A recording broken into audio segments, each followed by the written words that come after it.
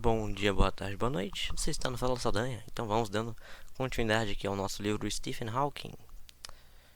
Breves respostas para grandes questões, ou breves questões para grandes respostas. Acho que é breve, que é a primeira opção. Eu sempre fico atrapalhado no título do livro.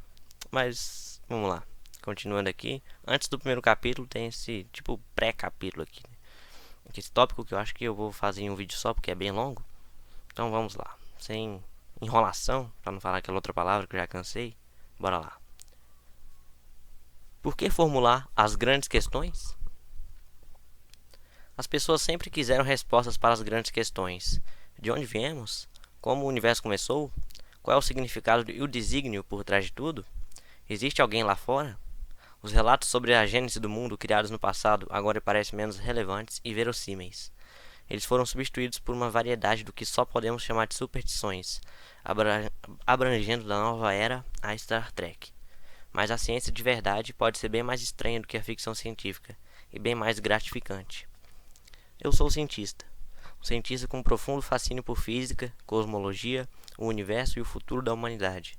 Fui criado para ter uma curiosidade inabalável e, como meu pai, pesquisar e tentar responder às inúmeras questões que a ciência nos apresenta. Passei a vida viajando pelo universo, dentro da minha mente. Por meio da física teórica, busquei responder algumas das grandes questões. A certa altura, achei que veria o fim da física tal como a conhecemos. Mas hoje creio que a maravilha da descoberta continuará por muito tempo depois que eu partir. Estamos perto de algumas dessas respostas, mas ainda não chegamos lá. O problema é que a maioria das pessoas acredita que a ciência, de verdade, é difícil e complicada. Não concordo com isso. Pesquisar sobre as leis fundamentais que governam o universo exigiria uma disponibilidade de tempo que a maioria não tem. O mundo acabaria parando se todas tentassem estudar física teórica, mas a maioria pode compreender e apreciar as ideias básicas, se forem apresentadas de maneira clara e sem equações, algo que acredito ser possível e que sempre gostei de fazer. Tem sido um tempo glorioso para estar vivo e realizar pesquisa em física teórica. Nos últimos 50 anos, temos mudado bastante a imagem que concebemos do universo, e ficarei feliz se tiver dado alguma pequena contribuição. Uma das grandes conquistas da era espacial foi a perspectiva que a humanidade adquiriu a respeito de si mesma. Quando vemos a Terra do espaço, nós nos vemos como um todo. Vemos a unidade, e não as divisões. É uma imagem tão simples, com uma mensagem admirável. Um planeta, uma raça humana. Quero que minha voz ecoe com as daqueles que buscam uma ação imediata sobre os principais desafios à nossa comunidade global. Espero que doravante, mesmo quando eu não estiver mais aqui, as pessoas no poder possam demonstrar criatividade, coragem e liderança. Que elas se disponham a enfrentar o desafio do desenvolvimento sustentável e ajam não em interesse próprio, mas em prol do bem comum.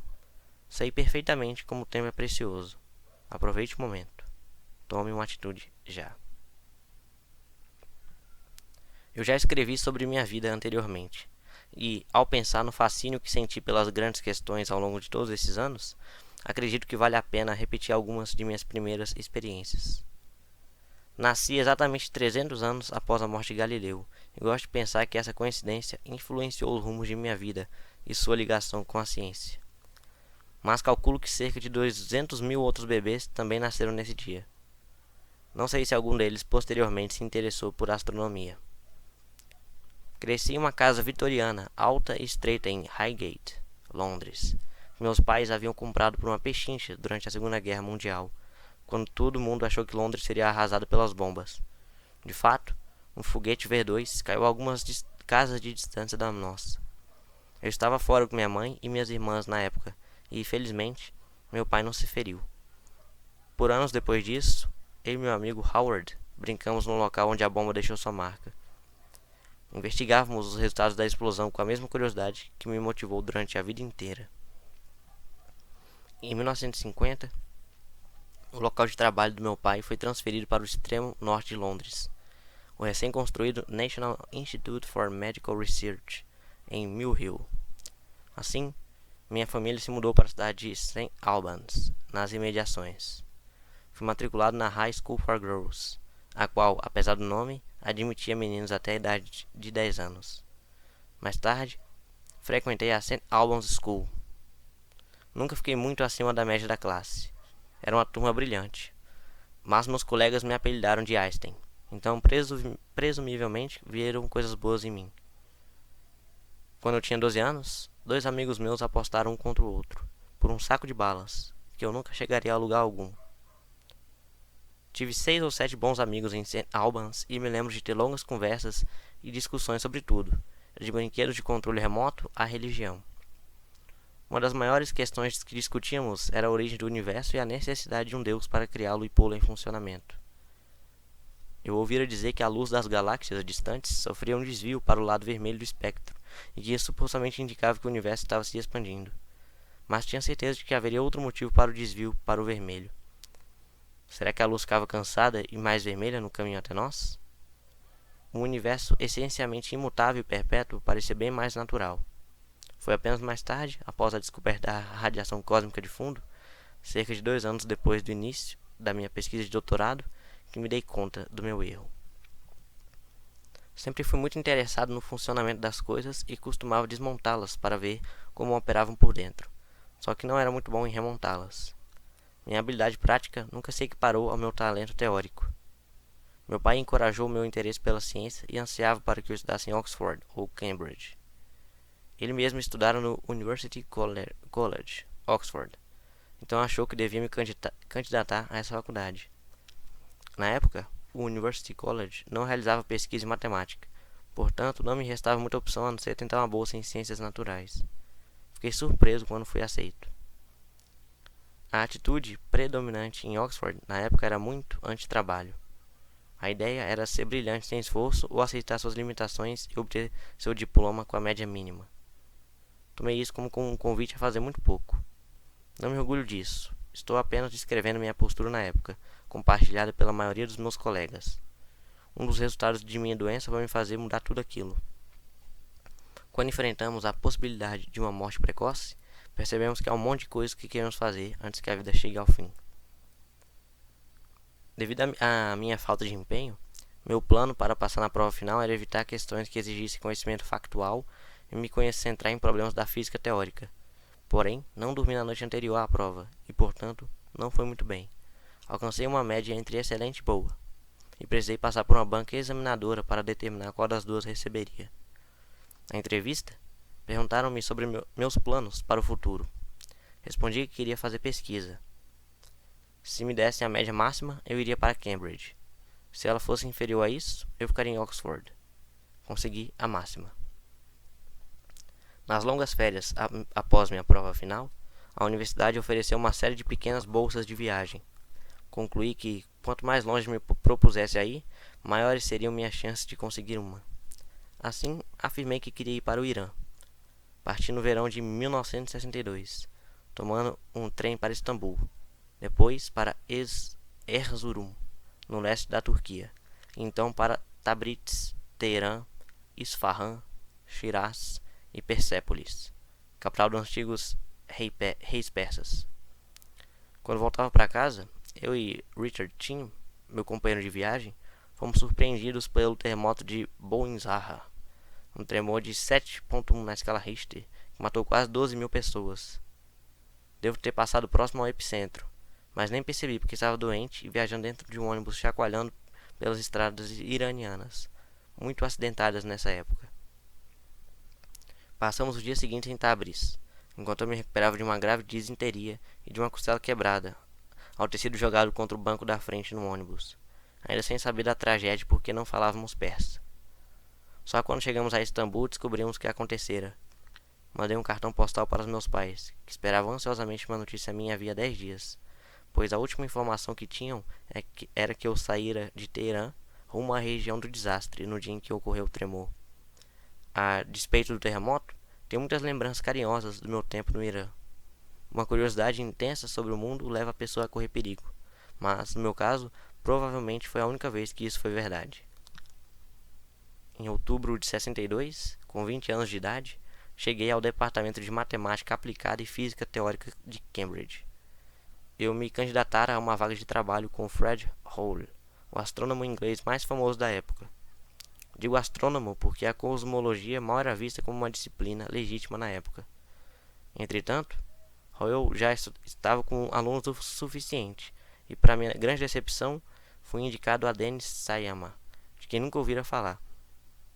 Hoje, fico feliz de não ter virado aluno de Hoyle, porque teria sido levado a defender sua teoria do estado estacionário, tarefa bem mais complicada do que negociar o Brexit.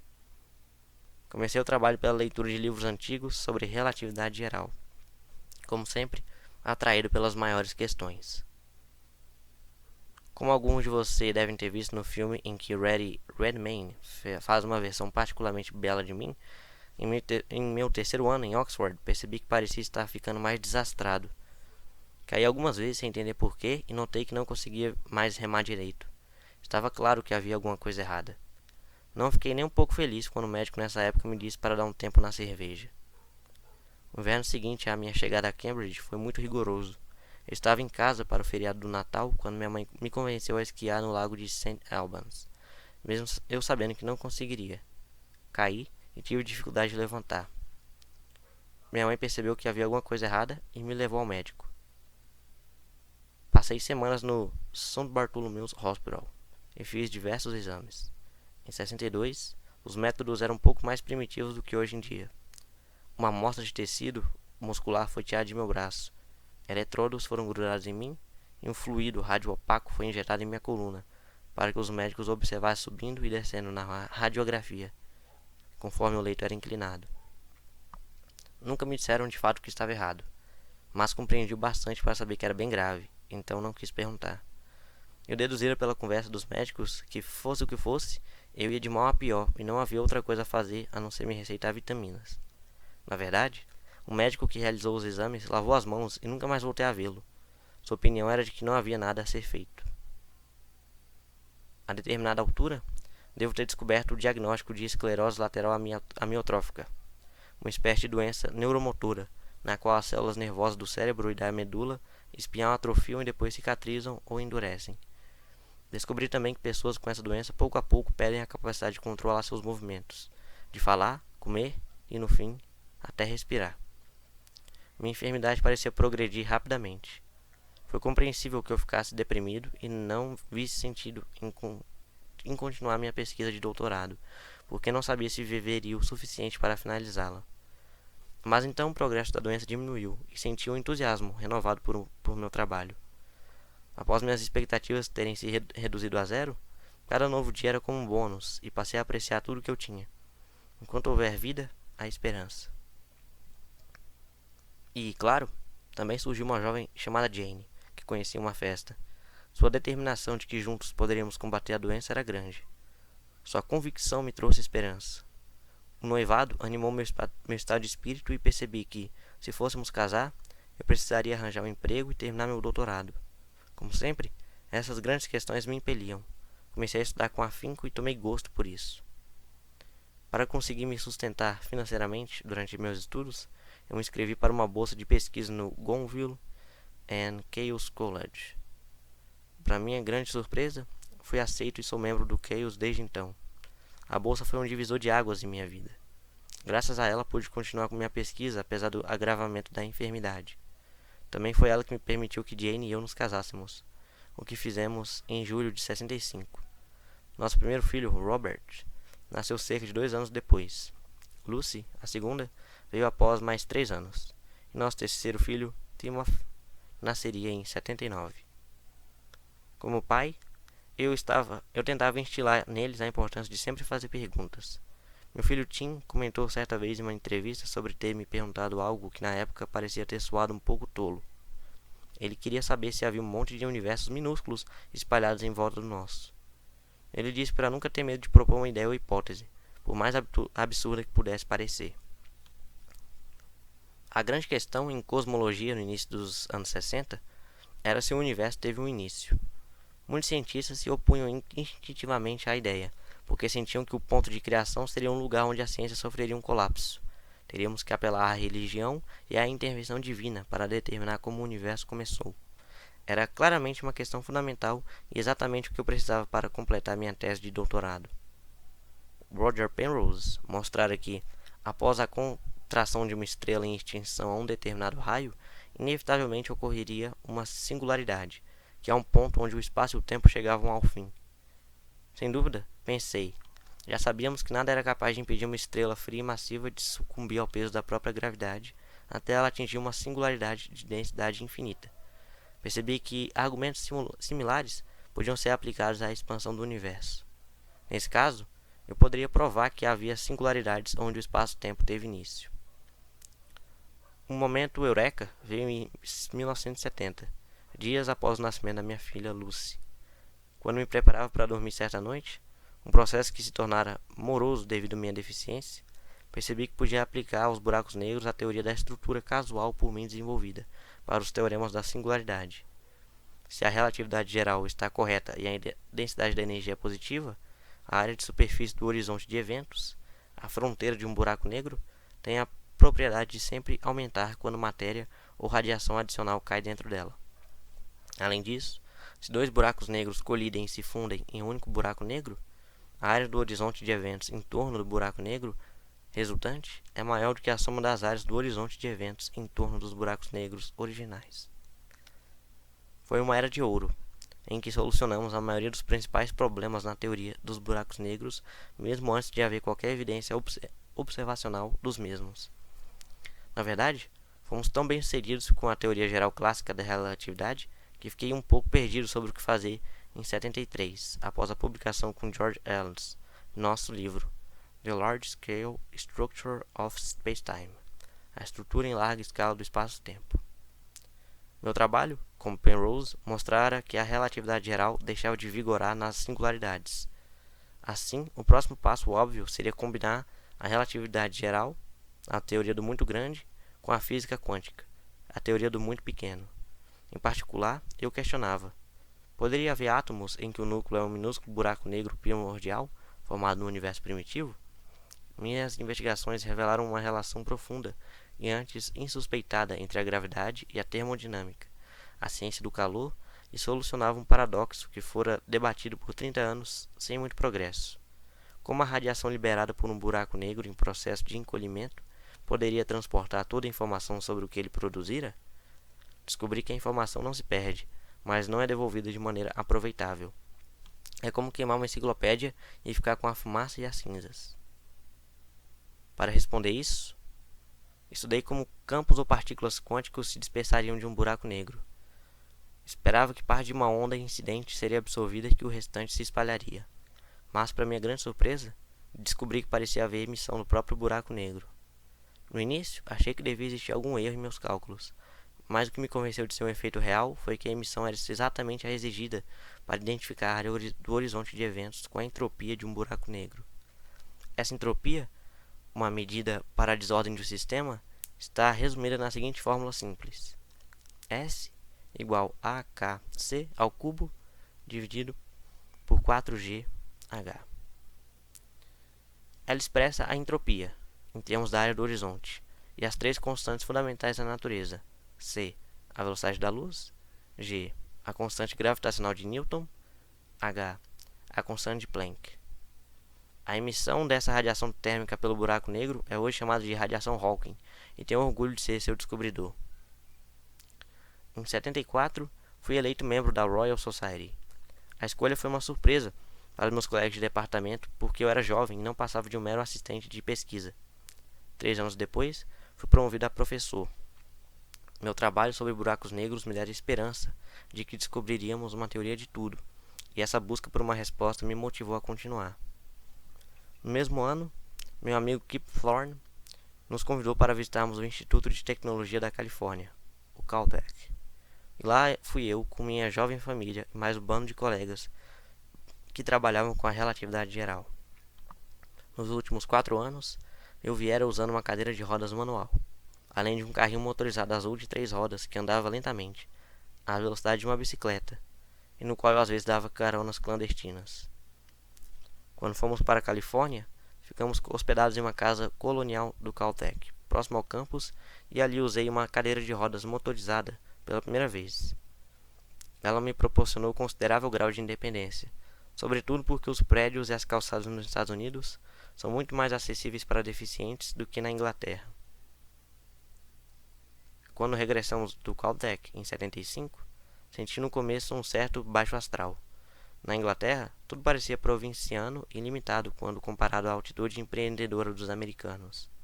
Na época, o campo estava tomado de árvores mortas pela doença do olmo holandês, e o país sofria com a onda de greves. Entretanto, meu estado de espírito melhorou quando meu trabalho teve êxito e fui escolhido, em 79, como professor lucasiano de matemática, cargo outrora ocupado por Sir Isaac Newton e Paul Dirac. Durante a década de 70, meu trabalho se voltou principalmente a buracos negros, mas meu interesse em cosmologia foi renovado pelas sugestões de que o universo primitivo passara por um período de rápida expansão inflacionária em que seu tamanho aumentou a um ritmo cada vez mais acelerado, do modo como os preços têm aumentado desde o Brexit. Também passei um tempo trabalhando com Jim Hartle, formulando uma teoria do nascimento do universo que chamamos de sem fronteira. No início da década de 80, minha saúde continuava a deteriorar e eu sofria prolongados ataques de asfixia, porque a laringe estava ficando fraca, permitindo a entrada de comida nos pulmões ao engolir. Em 85, peguei pneumonia, numa viagem ao CERN, o Centro Europeu de Pesquisa Nuclear, na Suíça. Foi um momento crítico em minha vida. Fui levado às pressas para o Hospital Cantonal de Lucerne e me puseram em um respirador. Os médicos deram a entender a Jane que a doença progredira a um ponto em que não havia mais nada a ser feito e sugeriram desligar os aparelhos para pôr um fim à minha vida. Mas Jane não autorizou e chamou uma ambulância aérea para me levar ao Andrew Brooks Hospital, em Cambridge. Como você pode imaginar, foi um período muito difícil. Mas felizmente os médicos no Eden Brooks fizeram de tudo para me estabilizar no mesmo patamar em que eu estava antes da visita à Suíça. Entretanto, como minha laringe continuou permitindo a passagem de comida e saliva para meus pulmões, tiveram que realizar uma traqueostomia. Como a maioria já deve saber, a traqueostomia acaba com a capacidade de falar. A voz é uma coisa muito importante. Se ela for arrastada, como a minha era, as pessoas podem pensar que você tem deficiência mental e o tratam de acordo. Antes da traqueostomia, minha fala era tão indistinta que só as pessoas que me conheciam bem conseguiam me entender. Meus filhos estavam entre os poucos capazes de tal feito. Por um tempo após a traqueostomia, a única maneira de me comunicar era soletrando as palavras, muito vagarosamente, erguendo as sobrancelhas quando a pessoa apontava a letra certa em um cartão de soletrar. Por sorte, um especialista em computadores na Califórnia chamado Walt Stolz ouviu falar das minhas dificuldades. Ele me enviou um programa de computador criado por ele, chamado Equalizer. O programa me permitia selecionar palavras inteiras na tela do computador em minha cadeira de rodas, ao pressionar o interruptor em minha mão. Ao longo dos anos, o sistema evoluiu. Hoje em dia, uso um programa chamado ACAT, desenvolvido pela Intel, que controlo por um pequeno sensor em meus óculos via movimentos de bochecha. Ele tem um celular, que me dá acesso à internet. Posso afirmar que sou a pessoa mais conectada do mundo. Mantive um sintetizador de voz original, porém, em parte porque não escutei nenhum com fraseado melhor, e em parte porque hoje me identifico com essa voz, mesmo com o sotaque americano. Tive a ideia de escrever um livro de divulgação sobre o universo em 82, mais ou menos na época do meu trabalho sobre a condição sem contorno. Acreditava que poderia ganhar uma quantia modesta para ajudar a pagar os estudos dos meus filhos e meus custos médicos cada vez mais altos. Mas o principal motivo foi querer explicar em que pé estávamos em nosso entendimento do universo. Como talvez estivéssemos perto de encontrar uma teoria completa que descreveria o universo e tudo o que há nele. Como cientista, é importante fazer perguntas e encontrar respostas, mas também me sinto na obrigação de comunicar ao mundo o que estamos aprendendo. De forma muito apropriada, uma breve história do tempo foi publicada pela primeira vez no Dia da Mentira, 1º de abril de 88. Na verdade, originalmente o livro era para ser chamado Big Bang aos Buracos Negros, uma curta história do tempo. O título foi enxugado e mudado para breve, e o resto da história todo mundo já sabe. Nunca imaginei que uma breve história do tempo faria tanto sucesso.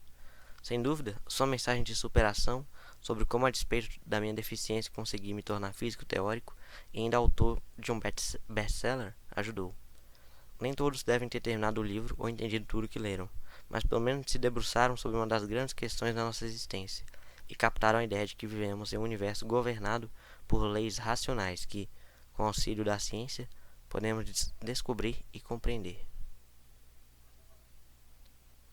Qual era o seu sonho quando criança? Ele se concretizou? Eu queria ser um grande cientista, mas não fui um aluno muito bom durante a escola e raramente fiquei acima da média em minha classe. Eu era desleixado e minha letra não era muito boa, mas fiz bons amigos na escola. Conversávamos sobre tudo, especificamente a origem do universo. Foi aí que meu sonho começou e tive muita sorte por ele ter se tornado realidade. Para os meus colegas, não passo de mais um físico, mas, para o público geral, possivelmente me tornei o cientista mais conhecido do mundo. Isso se deve em parte ao fato de que cientistas, com exceção de Einstein, não têm a mesma fama que estrelas do rock, e em parte porque me encaixo bem no estereótipo do gênio com uma deficiência física. Não posso me disfarçar usando peruca e óculos escuros. A cadeira me entrega. Ser famoso e facilmente reconhecido tem seus prós e contras, mas os prós superam os contras de longe. As pessoas parecem genuinamente contentes de me ver. Inclusive, obtive o maior público da minha vida ao abrir os Jogos Paralímpicos em Londres, em 2012. Tive uma vida extraordinária neste planeta e ao mesmo tempo viajei pelo universo usando minha mente e as leis da física. Estive nos rincões mais remotos de nossa galáxia. Viajei para dentro de um buraco negro e voltei ao início do tempo. Na Terra, vivi altos e baixos, turbulência e paz, sucesso e sofrimento. Fui rico e pobre, fui fisicamente apto e deficiente. Fui elogiado e criticado, mas nunca ignorado. Tive o enorme privilégio, graças ao meu trabalho, de poder contribuir para a nossa compreensão do universo. Mas seria um universo vazio, não fossem as pessoas que amo e que me amam. Sem elas, a maravilha disso tudo teria me escapado. No fim das contas, o fato de que nós, humanos, meras coleções de partículas fundamentais na natureza, fomos capazes de alcançar alguma compreensão das leis que nos governam, e nosso universo é um tremendo triunfo. Quero compartilhar minha empolgação com essas grandes questões e meu entusiasmo com sua busca. Um dia, espero que saibamos as respostas para todas elas, mas existem outros desafios, outras grandes questões no planeta que devemos responder, e elas exigirão uma nova geração interessada, engajada e com compreensão da ciência. Como alimentar uma população cada vez maior? Como fornecer água limpa, gerar energia renovável, prevenir e curar doenças e refrear a mudança climática global?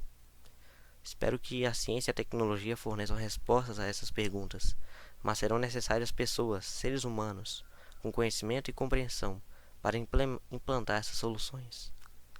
Devemos lutar para que todo homem e toda mulher tenham a oportunidade de viver vidas seguras e saudáveis, repletas de oportunidade e amor. Somos todos viajantes do tempo em uma jornada rumo ao amanhã. Mas vamos trabalhar juntos na construção desse futuro, um lugar que queremos visitar. Seja corajoso, seja curioso, seja determinado, supere as probabilidades. É possível.